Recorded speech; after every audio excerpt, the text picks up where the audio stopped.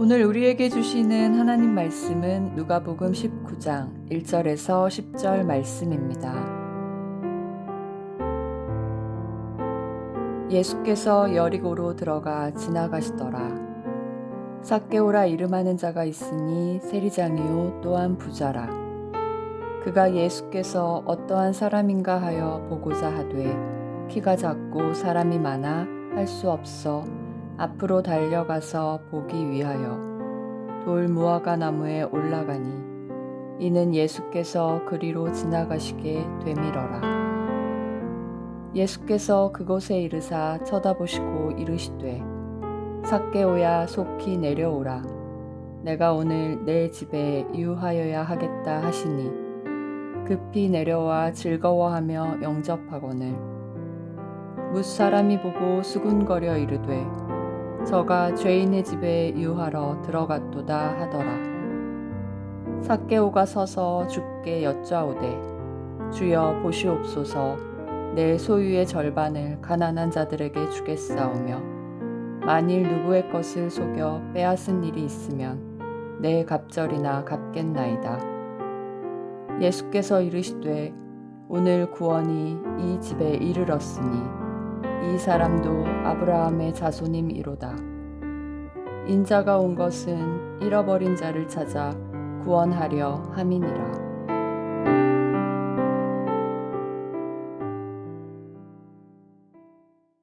오늘 본문의 세리장이었던 이 삭개오가 예수를 믿고 회심한 이야기는 아주 잘 알려져 있는 본문입니다. 삭개오의 홈그라운드인 여리고는 그 당시 어땠는가? 굉장히 부유한 도시였습니다. 따뜻한 날씨에 우람한 야자수가 있고 나무들과 장미꽃이 만발한 정원들이 여리고의 특징이었습니다. 그 당시에 작은 파라다이스라고 불릴 정도로, 그래서 왕족과 귀족들의 고급 휴양지로 많이 방문됐던 곳이 여리고입니다. 활발한 무역과 상업으로 유명했는데 발삼이라고 하는 향유의 수출로 인해서 막대한 수입을 올리고 있었던 유명한 상업도시였습니다.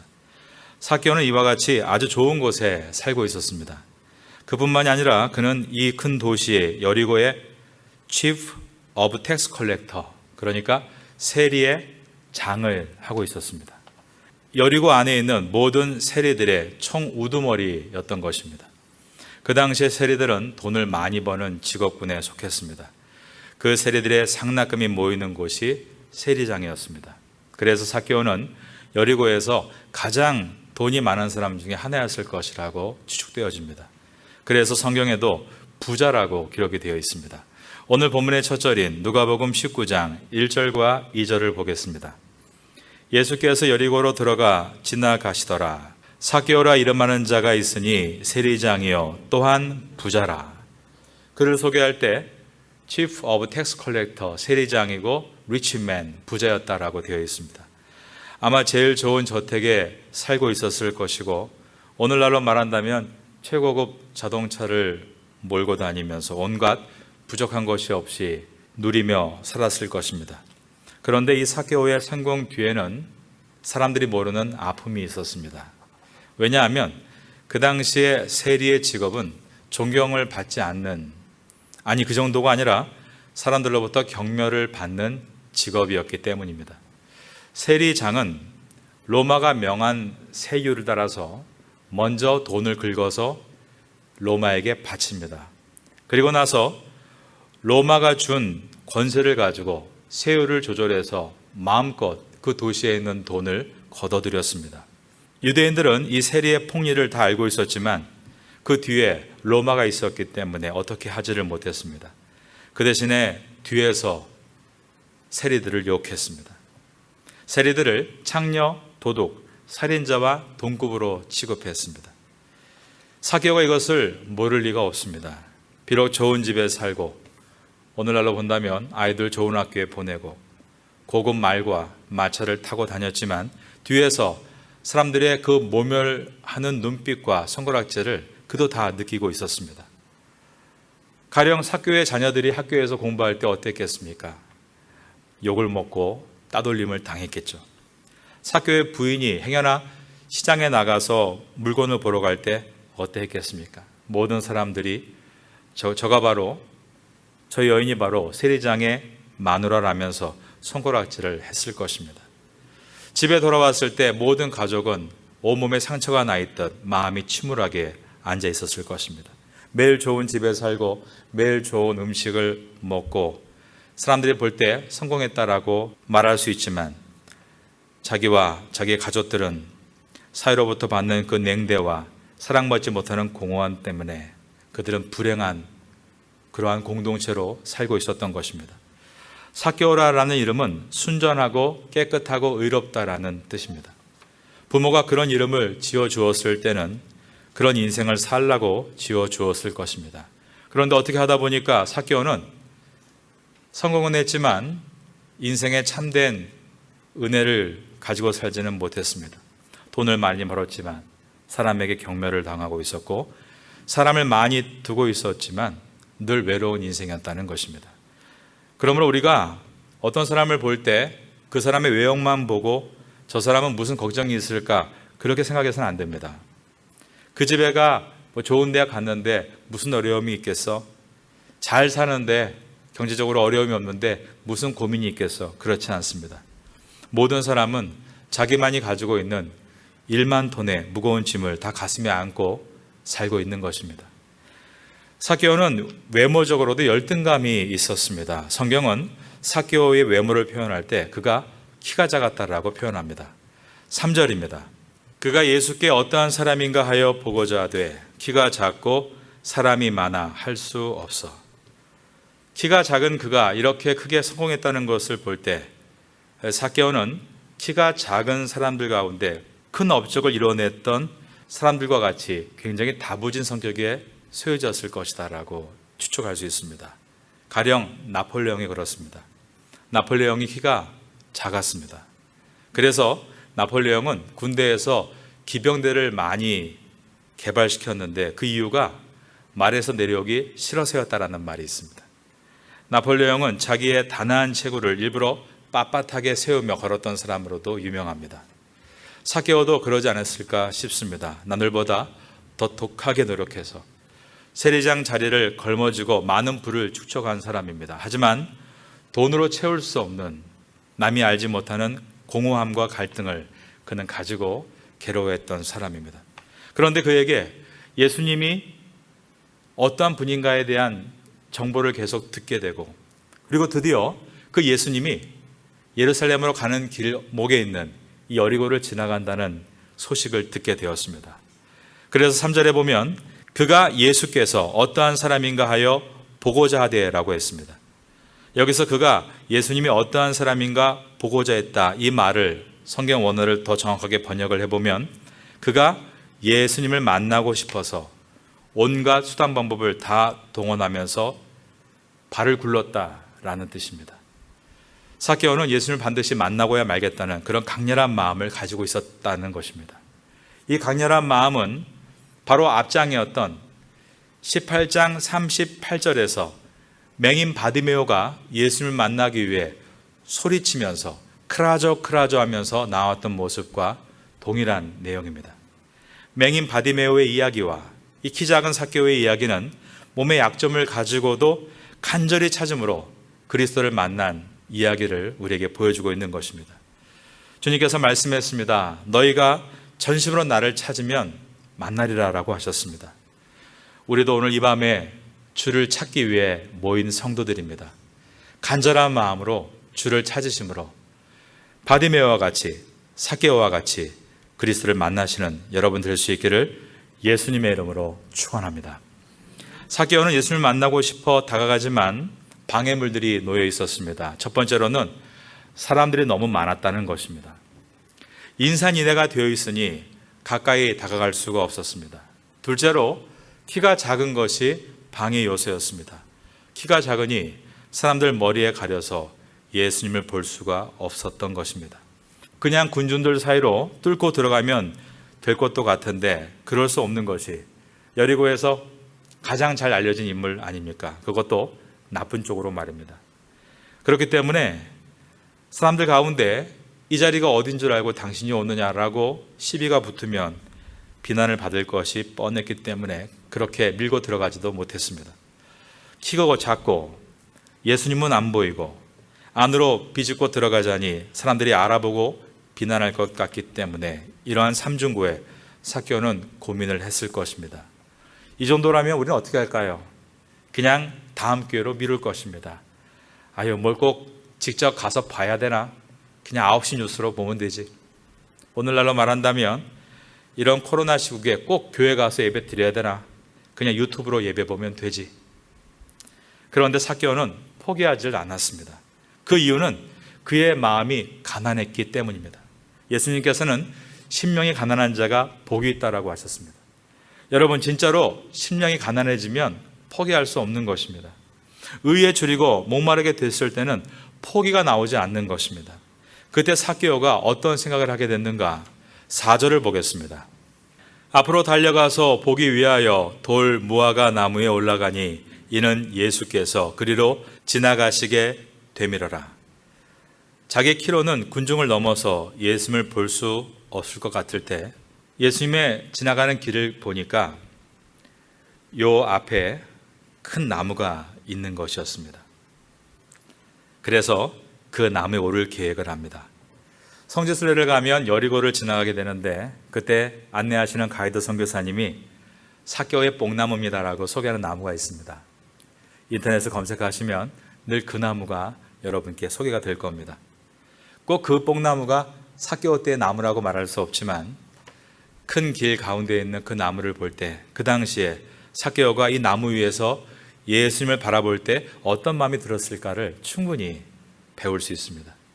4절에 보면 삭개오가 달려갔다라고 되어 있습니다. 유대인들은 뛰지 않습니다. 그들의 의복 자체가 뛸 수 없게 만든 옷입니다. 마치 옛날 우리나라 도포와 같이 길게 늘어뜨려져 있는 것입니다. 뛰는 문화가 아니었기 때문입니다. 특별히 높은 직위의 사람들은 절대로 뛰지 않았습니다.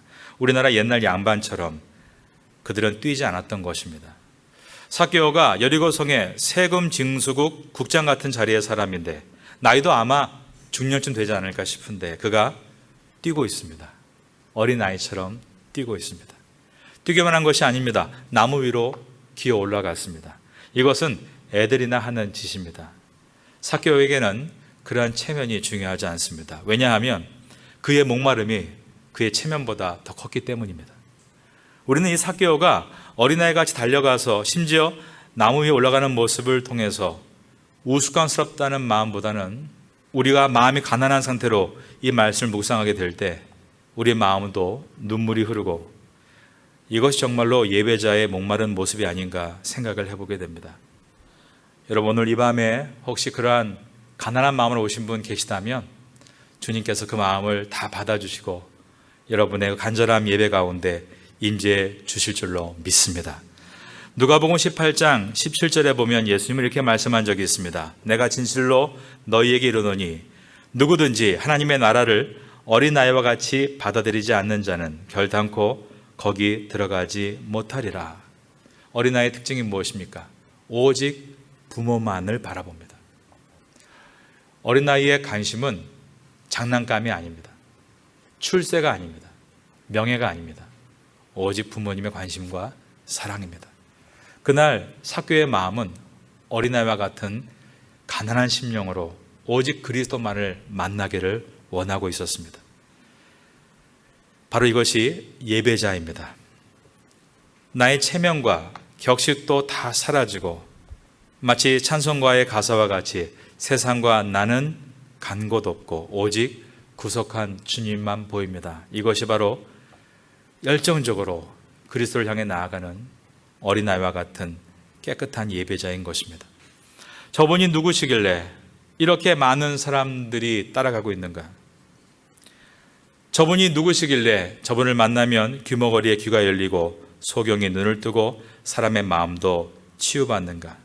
그리고 저분은 듣자하니 창녀와 같은 사람도 사랑해 주시고 나와 같은 직업군이었던 마태도 제자를 삼아 주셨는데 그분은 도대체 어떤 분이신가? 그러한 간절한 목마름이 있었던 것입니다. 이러한 간절함과 목마름으로 그는 돌 무화과 나무 위에 기어 올라가서 그 방향으로 오시는 예수님을 기다리고 있었습니다. 우리가 삭개오가 이때까지 살아온 그 처절한 인생을 안다면 우리 눈에는 눈물이 글썽하지 않을 수 없습니다. 삭개오는 키가 작고 그리고 내면적으로 괴로운 가운데 있습니다. 우리가 키가 다 큰데요. 그러나 우리의 심령을 보면 다 우리도 난장이와 같습니다. 우리 모두가 하나님 나라에서는 우리의 힘을 가지고 결코 주님 나라에 들어갈 수 없는 죄인들이기 때문입니다. 우리는 착각할 때가 있습니다. 이 땅에서 돈을 많이 갖고 있고 높은 자리에 앉아 있고 그리고 자기의 실력과 재력이 있으면 내가 크다라는 착각입니다. 그런데 삭개오가 그 모든 것에서 한계점을 경험했습니다.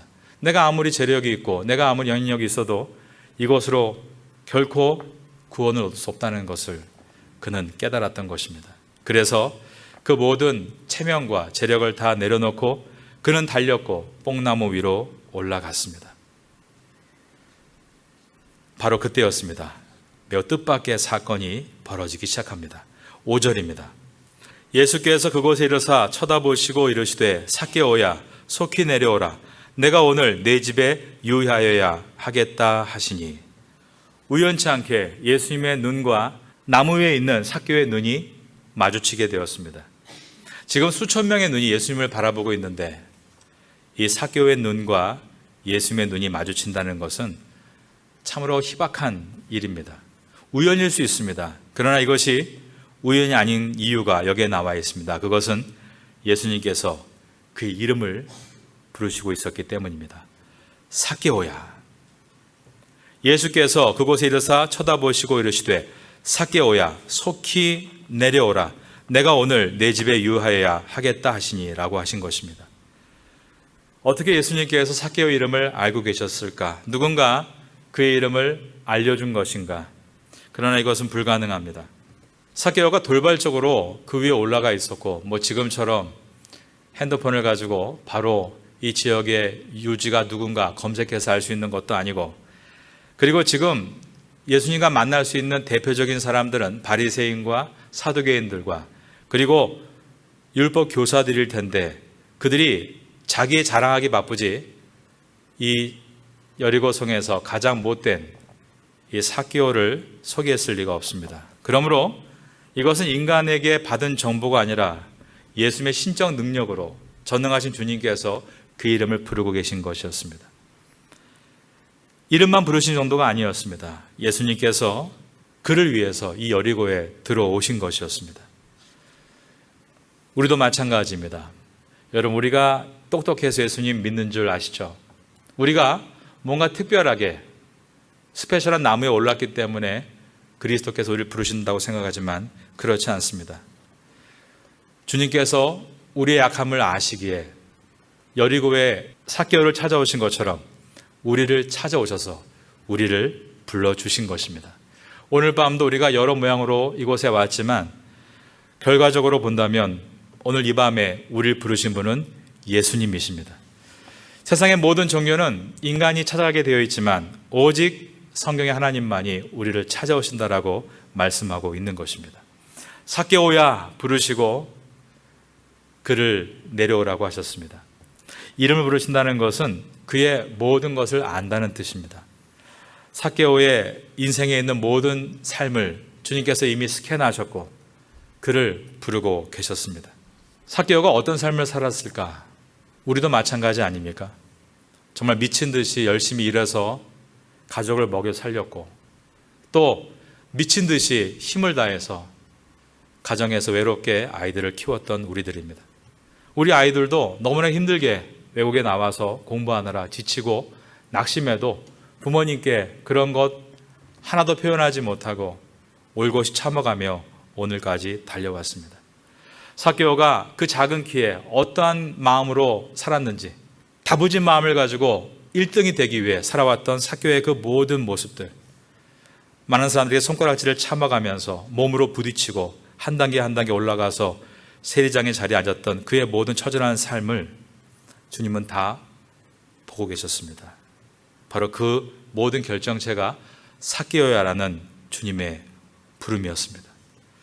예수님께서 삭개오를 향해서 삭개오야라고 부를 때 삭개오가 어땠을까요? 그 만남은 놀라운 만남입니다. 마음이 다 녹아지고 내가 정말 의지하고 따라야 될 나의 구원자가 내 앞에 나타나셨구나. 그는 그 이름만 부른 것만으로 인해서 너무나 감격하고 있을 때 주님께서 뭐라고 하셨냐면 내가 오늘 내 집에 유하여야 하겠다라고 하셨습니다. 내 집에 유하여야 하겠다, 이 말은 원어를 보면 내 집으로 가는 것이 나의 계획이다라는 뜻입니다. 즉 이것이 하나님의 섭리였다라고 하시는 것입니다. 우연이 아니라는 것입니다. 예수님은 여리고에 관광하러 오신 것이 아니었습니다. 그냥 지나치는 관문도 아니었습니다. 이곳에 오신 목적은 삭개오를 만나시기 위해서였다는 것입니다. 삭개오야, 내려와라. 내가 오늘 너의 집에 유하여야 하겠다. 수많은 수천의 관중 가운데 주님은 그날 삭개오와 함께 시간을 보낼 계획을 갖고 계셨습니다. 오늘날도 주님은 수만만의 사람들 가운데 계시지만 우리 각 사람에게 주님의 계획과 뜻이 담겨 있습니다. 오늘 이 밤이 그런 밤이 될 수 있기를 바라겠습니다. 주님께서 우리를 찾아오셨는데, 우리를 다 스캔하셨는데, 나의 아픔이 있는데 내가 그 주님 앞에서 건강한 척 목을 뻣뻣하게 하고 있을 이유가 없습니다. 높은 자리에 있을 이유가 없습니다. 내려와야 합니다. 그리고 주 앞에 엎드리는 것입니다. 있는 그대로 나아가는 것입니다. 그럼 주님께서 내가 오늘 너의 집에 유하여야 하리라 라는 말씀과 같이 이 밤에 우리 심령에 오셔서 우리와 함께 하시고 우리를 치유하여 주실 줄로 믿습니다. 예수님께서 삭개오를 불렀을 때 그때부터입니다. 삭개오에게 새로운 인생이 시작이 됐습니다. 삭개오에게 주님의 음성이 들려오기 전까지는 부자였지만 죄인이었고 성공했지만 그는 벼랑으로 가는 실패자였습니다.